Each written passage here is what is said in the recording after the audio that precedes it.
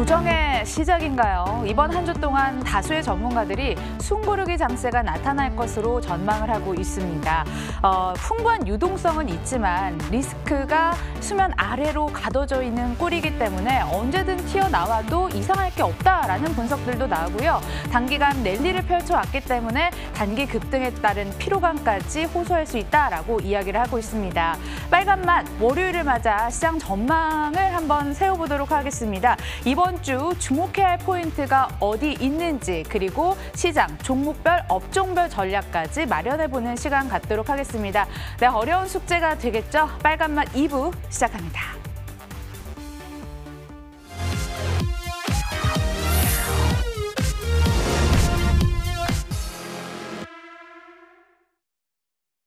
박재현의 머니클럽으로 한 주의 문을 열어보도록 하겠습니다. JYP인베스트 박재현 대표 나오셨습니다. 안녕하세요. 안녕하세요. 오펙 플러스에서 5월 동안 약 2달 동안 하루 970만 배럴 원유 감산에 합의를 했습니다. 사상 최대 규모의 감산이긴 했지만요. 또 공급량이 과잉을 해소하기는 역부족이다. 이런 평가들이 대체적이던데 어떻게 보고 계셨나요?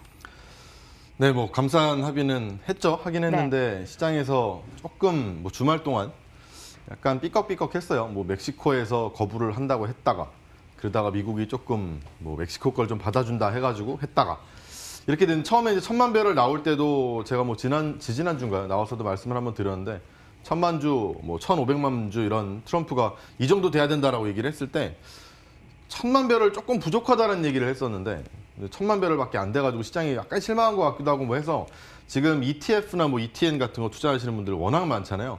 이게 제2의 비트코인이다 이래가지고 난리가 아닌 것 같은데 투자 관련된 소식까지 전달 드릴 테니까 집중을 해주시면 좋을 것 같습니다. 먼저 그럼 얼마나 나왔는지부터 좀 볼까요? 과연 유가가 올라갈 수 있을지도 좀 보려고. 자, 5, 6월 달입니다. 다음 달, 다다음 달까지 해서 이제 이거 1000만 배럴이라는 건 per day예요. 그래서 하루에 평균 1000만 배럴씩 감산을 하고 7월부터 연말까지는 800만 배럴, 그리고 내년 1월부터 4월까지는 하루에 이제 600만 배럴씩 감산을 하겠다라는 거예요. 그래서 아까 말씀드렸다시피 중간에 멕시코가 난 안 해 이랬죠, 그죠? 그랬다가 미국이 내가 좀 네 거 떠안아줄게 이러니까 또 한다 그랬다고 해서 협상이 성사됐는데 말씀드린 것처럼 부족합니다. 1000만 배럴이라는 숫자는 분명히 우리가 생각하는 숫자보다는 적어요. 그 이유도 밑에서 설명을 좀 드리도록 하겠습니다. 그래도 의미는 있다라고 보고 있는데 사우디가 이제 러시아랑 싸우게 되면서 화가 좀 났죠. 그래서 내가 생산을 할 거야 라고 했던 게 4월에 1230만 배럴입니다. 원래 사우디가 생산할 수 있는 공급량의 최대치를 살짝 넘어요. 그래서 있는 거 없는 거 다 끌어다가 이제 생산을 하겠다라는 거고 러시아가 1180만 배럴을 생산하겠다라고 4월에 그렇게 하겠다고 했어요.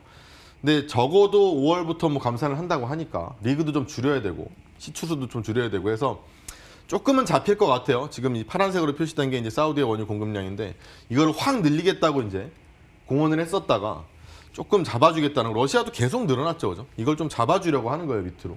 이렇게 좀 잡아주게 되면은 그래도 세계에서 가장 좀 생산을 많이 하는 나라가 물론 미국이지만 미국 밑으로 있는 나라들이 어느 정도 공급량을 좀 잡아준다라는 측면에서는 분명히 시장에서 안도할 만한 정도는 될 것 같아요. 단지 이제 지금부터 유가가 올라야 돼 라고 물어보면 그거는 잘 모르겠다라는 생각을 할 수밖에 없을 것 같은데 그러면 유가가 과연 올라갈 수 있을까? 여러분들 ETF나 ETN이나 이런 걸 투자를 워낙 많이 하셨고 최근에 선물도 굉장히 관심이 많으시던데 얘기를 좀 드릴게요.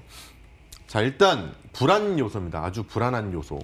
수요와 공급에서 공급이 많아요. 당연히 모든 물건이 그렇습니다. 약간 주식으로 생각을 해보면 주식은 내재적인 가치라는 게 있죠. 삼성전자를 따져보더라도 매출이 있고 내는 세금이 있고 직원들 월급 주는 게 있고 이런 걸 다 빼고 나면 한 주에 얼마가 맞아 라고 하는 내재적인 가치라는 게 이 기업 안에 한 주에는 존재를 해요.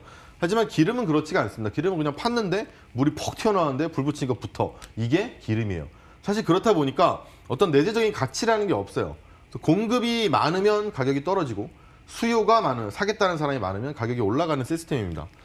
근데 지금 현재로도 공급이 많습니다. 당연히 많죠. 재고가 쌓이는 거니까. 공급이 얼마나 많으냐? 1140만 배럴이 많아요. 이게 하루입니다. 하루.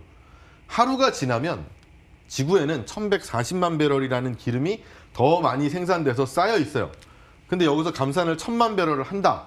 부족하죠. 140만 배럴이 뜹니다. 그죠? 그러니까 지금 시장에서 기대할 수 있는 유가에 대한 반등은 사실 실질적인 반등이라기보다는 심리적인 반등이죠. 그럼 어떻게 해야 되느냐? 수요가 올라오면 돼요. 수요 어떻게 올리냐? 코로나가 어떻게 좀 잠재워지면 되겠죠. 근데 이거는 뭐 사실 제가 코로나가 언제 잠재워질 거다라는 건 물론 이 시간을 통해서도 말씀을 드렸지만 언제까지는 예측일 뿐이고 우리는 결과를 계속해서 따라가야 되는 사람들이잖아요. 그럼 결국 공급 얘기를 우리가 할 수밖에 없어요. 그렇죠? 그래서 뭐 사우디니 러시아니 이런 얘기를 하고 있는 거고 오펙이 플러스가 뭐 감산을 하니 많이 이런 얘기를 하고 있는 건데 어쨌든 간 뭔가 좀 부족합니다. 그 얘기를 첫 번째로 하고 싶었고요. 원유 수요가 이제 얼마나 지금 축소가 되고 있느냐를 보면 뭐 간단하게 이 파란색 좀 진한 선을 하나 보시면 됩니다. 뭐 대충 봐도 어마어마하죠, 그죠? 전 세계 석유의 수요입니다. 원유를 필요로 하는 사람들. 이만큼이 떨어졌는데 이게 한 2천만 배럴 정도 돼요. 근데 지금 아직 이 중간에 있습니다. 그래서 한 1140만 배럴 정도 지금 벌어져 있는데 수요 공급이 여기서부터 수요가 더 빠지면 더 벌어지겠죠, 그죠? 그럼 사실은 유가는 더 떨어질 위험이 있는 거예요. 근데 있는 상태에서 감산을 했는데 이 감산량이 좀 부족하다 보니까 시장이 못 믿고 있다고 생각하시면 되겠습니다. 자, 그럼 이제 유가 상승이 가능하기가 좀 어렵다라는 또 힘든 이야기 몇 가지 할 건데 끝까지 보시면 이걸로 끝나지는 않을 겁니다. 그래도 좋은 얘기를 할 거니까 처음에 까는 거는 뭐 그냥 좀 분위기 조성상이라고 생각하시면 될 것 같아요. 감산 이행률을 좀 볼게요. 감산 이행률이 뭐냐면 감산을 나는 100만 배럴 앞으로 할게 라고 해놓고 사실 한 달 지나 보니까 70만 배럴만 한 거예요. 그러면 나의 감산 이행률은 70%입니다. 다 안 한 거죠, 약속해놓고. 100만 배럴 하기로 했는데 난 130만 배럴 했어요. 그러면 130%입니다. 초과를 해서 더 많이 한 거고 칭찬을 받아야겠죠, 그죠? 그걸 얘기하는 건데 사실 오펙은 오펙 플러스까지는 아니에요. 뭐 오펙 플러스란 오펙 중동 국가들에다가 뭐 러시아 등지를 붙여놓은 거를 오펙 플러스라고 얘기를 하는데 오펙이 사실은 2017년, 3년 전 정도부터 해서 계속 감산을 했어요, 명목상. 감산 안 하고 있던 적이 없습니다. 감산해놓고 연장하고 뭐 추가로 감산하고 또 연장하고 이런 식으로 하고 있는데 그런데 이 감산 이행률이라는 게 100%가 된 적이 없어요. 제가 지금까지 기억하는 거로 그렇습니다. 물론 사우디가 원래 감산해야 되는 양에서 조금 더 많이 해서 뭔가 사우디는 유가를 올리기 위해 되게 노력을 많이 했던 그런 전력이 있긴 합니다만 오펙 국가 전체로 따져보면 감산 이행률이 100%가 된 적은 거의 없습니다. 그러니까 앞으로도 과연 지금 뭐 1000만 배럴이라고 얘기를 해놨고 뭐 다음 달부터 바로 해야 되는데 과연 할까라고 생각하면 그렇지 않다라는 거예요. 감산 이행률을 지키지 않을 것 같다라는 생각이죠. 왜 그런 일이 발생하느냐? 야, 그래도 같이 약속했는데 약속해놓고 안 지키면 뭐 제재를 걸면 되잖아. 오펙이란 단체는 물론 뉴스에 워낙 많이 나오니까 되게 막 공신력이 있고 대단한 단체처럼 보이지만 아닙니다. 사실은 그냥 기름이 나는 나라들끼리의 이런 동아리라고 할까요? 그런 단체이기 때문에 뭔가 지키지 않는다고 하더라도 한 달 뒤에 알게 돼요, 일단은. 그럼 다음 달쯤 돼가지고 너 왜 감산하려는 거 다 안 했어? 라고 얘기하면 아유 잊었네 라고 얘기하면 할 말이 별로 없는 거예요. 제재할 수단이나 뭐 오펙에서는 이제 나가라 뭐 이렇게 할 수도 없는 거예요. 그러니까 다들 그냥 하자 해놓고 믿는 겁니다. 그러니까 이행률이 잘 지켜질 리가 없죠. 사실 그리고 러시아는 더 심해요. 러시아는 감산합시다 라고 얘기해놓고 알겠어 라고 얘기하고 증산을 하는 경우가 훨씬 많았습니다. 그런 걸 생각해보면 과연 두 번째 감산 이행률을 이번엔 지킬까? 시장에서 볼 때는 저도 못 믿는데 시장도 못 믿을 것 같아요. 세 번째, 감산 시작 시기입니다. 감산 시작 시기가 언제죠? 5월이죠, 그죠? 근데 이 산유국들이 감산을 우리 다음 주부터 합시다라고 얘기하면 어떻게 하냐면 이번 주 남았잖아. 죽어라 생산합니다. 열심히 생산을 해서 이만큼 뽑아놓고 다음 주에 감산하면 분명히 가격이 좀 오르지 않을까? 그때 팔아야겠다라고 다 이제 비축유처럼 쟁여놔요. 자, 근데 이 비슷해요.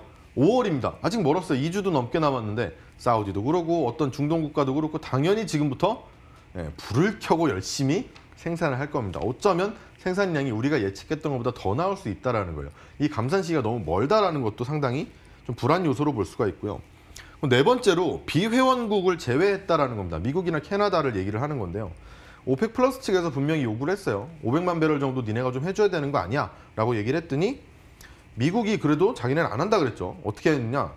저유가가 있다. 근데 미국은 자유시장 경제니까 어차피 리그 수가 줄어들거나 이런 걸 보면 한 200만 배럴 정도는 5월달 되면 분명히 감산이 될 것이다 라고 말은 했어요. 말은 했는데 사실 뭐 약속을 한 것도 아니고 뭐 제재 수단이 있는 건 아니더라도 그래도 뭔가 말로 딱 뱉은 그런 게 아니라는 거죠. 될 수도 있어 라는 거예요. 그럼 만약 이번 감산으로 유가가 만약에 오른다고 쳐볼게요. 그럼 시장 경제인데 감산을 한다고 해서 유가가 만약에 올랐어요. 만약에 그랬다고 치면 셰일 업체가 감산을 할까요? 허리띠를 졸라매고 야 우리 한 달만 참자. 열심히 생산해서 그때 팔아먹자.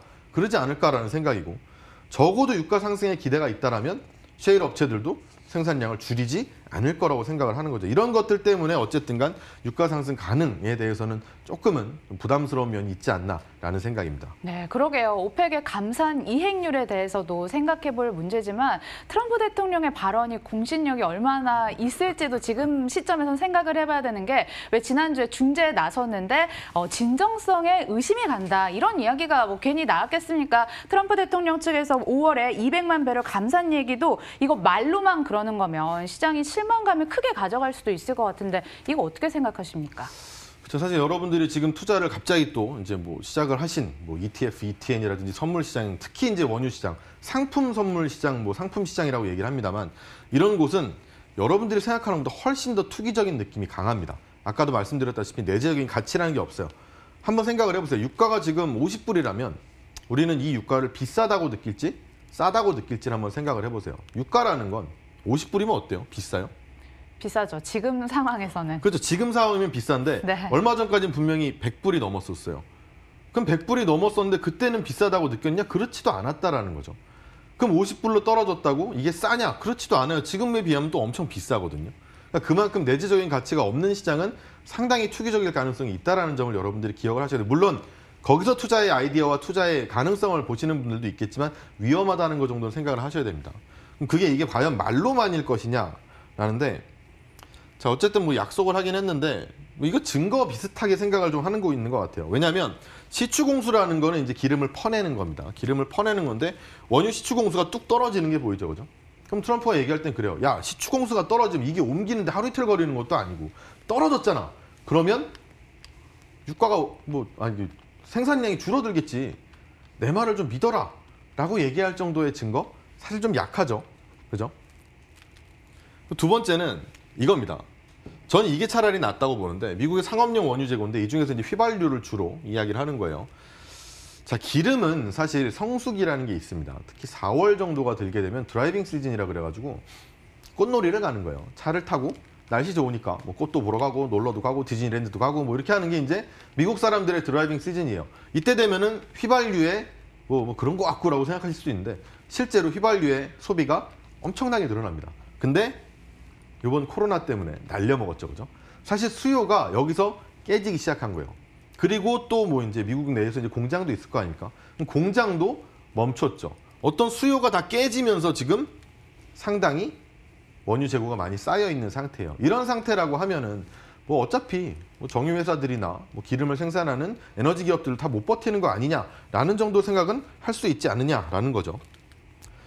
자, 그런데 이게 이제 40불을 또 넘어가게 된다면 그럼 아까도 얘기한 그 의구심처럼 유가가 만약에 올라갔어. 그렇다면 당연히 이 셰일 기업들은 기름을 열심히 생산하는 거 아니야. 이런 얘기를 왜 하냐면 미국의 기존 유정의 비입입니다. 무슨 뜻이냐. 텍사스 인터미디에이트라고 하면 WTI를 얘기를 하는 거예요. 서부 텍사스산 중진류입니다. 얼마가 되면 니네가 오퍼레이팅 익스펜스를 커버하는데 되겠느냐라고 질문했더니 제일 비싼 데가 한 36불 돼요. 제가 읽어드리겠습니다. 잘 안 보이니까. 저 끝에는 한 23불 됩니다. 그럼 BEP라고 하면 브레이크 이븐 포인트죠.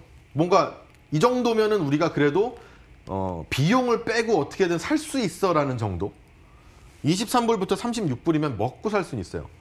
그럼 40불이 된다라고 하면 무슨 생각이 들어요? 그러면 굳이 생산을 안 줄이겠구나라는 생각도 들어요. 그렇죠? 근데 이런 또 내용이 있습니다. 자, 만약에 WTI 프라이스가 가격이 40달러 밑으로 떨어지거나 아니면 그 근처에 있는다라고 하면 얼마나 당신네 회사가 버틸 수 있다고 생각하세요? 라고 했더니 1년 못 버텨라고 하는 게 15%입니다. 1, 2년 내에 우리는 끝납니다. 라고 얘기하는 게 24%.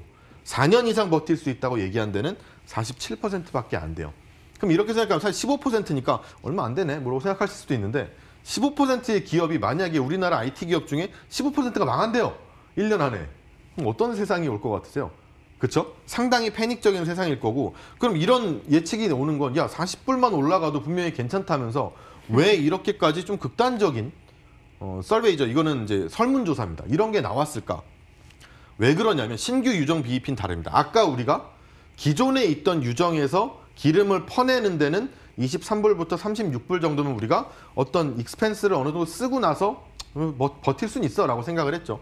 하지만 신규 유정 BEP는 달라요. 46불부터 52불까지입니다. 새로운 유정을 개발해서 거기서 기름을 퍼내는데 사실은 배럴당 46달러에서 52달러까지가 필요하다라는 거예요. 그럼 그 밑에면 사실 이 신규 유정은 필요 없는 거 어차피 퍼내봐야 적자입니다. 그러니까 40달러가 오더라도 미국은 사실 증산을 하지는 않을 것이다라는 증산하려면 이게 필요하잖아요. 신규 유정이. 근데 이 신규 유정을 뚫어내기 위해서 적어도 한 50불 이상이 돼야 그래도 신규 유정이 나올 것이고 그리고 미국 기업들도 막 갑자기 생산을 늘리는 그런 상황이 될 거라는 거예요. 그래서 제가 지금 여러분들한테 하고 싶은 말은 이 말이 있기 때문에 지금 연준에서는 이런 얘기가 나오고 2조 3천억 달러를 또 풀어가지고 뭐 기업들의 신용 리스크를 자기네가 잡아준다라고 얘기를 하죠. 다 이런 것 때문입니다. 얘네가 망할 수 있으니까 40불만 갖고는 망할 수도 있으니까 그 신용 리스크를 잡아주는 거고 연준이 생각할 때도 똑같습니다. 40달러 위로 못 갈 것 같은 거예요. 그러니까 돈을 푸는 겁니다. 만약에 40불 위로 올라오고 미국의 에너지 기업들이 살 수 있었다라고 하면 돈 안 풀었죠. 굳이 그렇게까지 할 필요가 없었어요. 그런데 이렇게 했다라는 거죠. 그래서 추세적인 유가 상승이 과연 가능하냐라고 물어본다면 아직은 어렵습니다. 왜냐하면 의미 있는 감산이기도 했죠. 아까. 분명히 하지만 넘어갈 산들이 정말 많다라는 말씀을 좀 드리고 싶은 거고 단지 이 정도만 생각하세요. 유가의 하방 경직성이 잡혀 있다라는 생각 정도 하시면서 유가의 너무 큰 그런 점프 그런 것보다는 그래도 이제는 바닥 근처에 있나 보다라는 생각 정도 하시면 좋을 것 같습니다. 드디어 이제 전략 들어보도록 하겠습니다. 개인 투자자들이 요즘 원유 관련해서 선물, ETF, ETN 정말 관심이 많습니다. ETN 같은 경우에 지금 금융당국 쪽에서 과열 경고음까지 울렸고요. 투자 전략은 어떻게 가져가 봐야 될까요? 제가 말이 많아서 시간이 별로 안 남았는데 빨리 하겠습니다.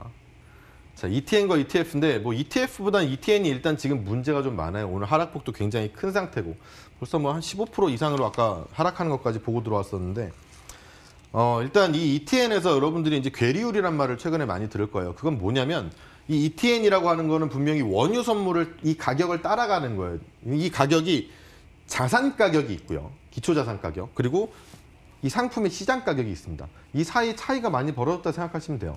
이게 왜 벌어지느냐? 어차피 삼성 레버리지 WTI 원유 선물 ETN입니다. 누가 만들었어요? 삼성이 만들었습니다. 그럼 삼성은 이 상품을 여러분들한테 이걸로 거래하세요라고 주되 이 가격은 원유 선물을 따라가게 만들어줘야 하는 의무가 있어요. 근데 만약에 원유가 여기 있다고 칠게요. 여기 있는데 원유 자산 가격이 막 올랐습니다. 근데 아무도 이 ETN에 관심이 없어요. 매수가 한 명도 없습니다. 그럼 가만히 있겠죠. 그럼 이만큼 벌어집니다. 그렇죠? 이게 괴리율이에요. 그럼 이걸 어떻게 해야 되느냐? LP라고 하죠. 우리가 유동성 공급자라고 하고 리퀴디티 프로바이더라고 해요. 이게 이 밑에서부터 얘를 매수로 해서 그냥 올려줍니다. 자기 돈으로. 올려줘요. 쭉 사가지고. 근데 만약에 유가가 뚝 떨어지는데 아무도 안 팔아요. 그럼 어떻게 해요? LP가 와서 자기가 갖고 있던 물량 쏟아서 이만큼 내려줍니다. 가격을 맞춰줘요. 그래서 이 괴리를 맞춰주는 건데 최근에 유가가 빠짐에도 불구하고 우리 개인 투자자분들이 엄청나게 샀죠. 그러니까 LP들이 위에서 가격은 떨어지니까 우린 밑에다 이 가격을 갖다 놔야 되는데 물량이 없는 거예요. 쏟다 지친 겁니다. 근데 개인 투자자들이 계속 사죠. 그래서 이게 지금 얼마큼 벌어져 있냐면 사실 한 40% 정도 벌어져 있어요. 지금 이게 2천 얼마예요. 근데 여기서 40%를 빼셔야 됩니다. 이게 원래 가격이에요, 이게. 그래서 제가 지금 이 ETN을 들고 나온 이 차트를 들고 나온 이유는 투자를 하지 마시라는 겁니다, 사실은. 이 괴리율이 이렇게 벌어져 있으면 이 괴리율이 많이 벌어졌다는 이 상품이 잘못됐다는 뜻이랑 똑같아요. 그럼 이 상품을 맞춰놓기 위해서라도 분명히 누군가가 노력을 삼성에서 할 수밖에 없어요. 이거를 조심하셔야 되는 거고요. 다른 상품이 있어요. ETF라는 상품도 있습니다. ETF는 지금 제가 괴리율만 보고 왔는데 한 5% 정도 돼요. 그 정도는 괜찮습니다. 물론 그 5%도 많이 벌어진 거예요. 하지만 변동성도 덜할 뿐더러 만약에 여러분들이 유가가 오를 것이라고 나는 분명히 굳게 믿고 있다면 ETF가 훨씬 안전한 지금 상태로는 그런 투자라고 말씀을 드릴 것이고요. 얘가 만약에 올라간다고 칠게요. 그럼 유가가 올라가면 얘가 더 먹을 게 많은 거 아닌가요? 라고 말씀하시는 분들도 많겠지만 그만큼 안 따라옵니다. 왜? 얘는 40%나 이미 고평가가 돼 있기 때문에 이게 2배짜리인가요? 뭐 그럴 거예요. 그럼 유가가 20% 오르더라도 얘는 가만히 있어도 괜찮아요. 그래서 LP, 아까 말한 유동성 공급자가 아무 짓도 안 합니다. 오히려 여기서 올라갈 때 밑으로 더 내려놔요. 위에서 물량을 오히려 쏟아냅니다. 그걸 여러분들이 아셔야 된다는 거고요. 그래서 괴리율이나 뭐 이런 거, 뭐 LP에 대해서 제가 놓고 얘기하려고 그랬는데 실컷 얘기하다 끝나버렸네요. 아무튼 여러분들 이 위험에 대해서 좀 인지를 하시고 ETN과 ETF에 대해서는 좀 알고 투자를 하시는 게 필요하지 않을까라는 말로 마무리 짓도록 하겠습니다. 네, 원유 관련 ETN은 투자 자제를 오히려 ETF 쪽으로 눈 돌려보자 이렇게 정리해 보도록 하겠습니다. JYP 인베스트 박재현 대표와 함께했습니다. 고맙습니다.